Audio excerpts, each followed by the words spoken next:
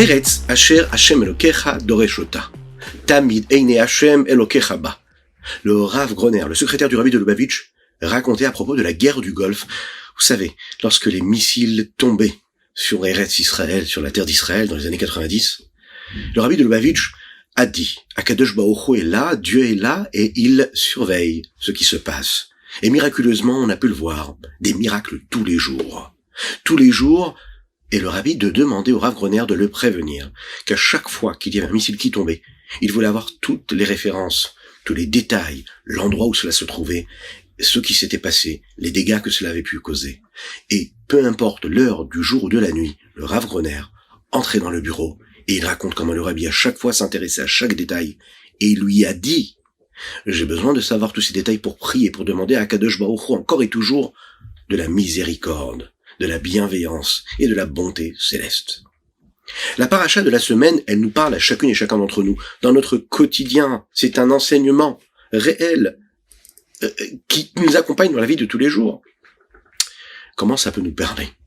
Eh bien, vous savez, là par exemple, on est dans une période de vacances. Alors on peut être en Eretz Israël, on peut être en dehors d'Eretz Israël. Vous le savez, la Chassidoute nous dit qu'un juif doit faire de l'endroit où il vit Eretz Israël.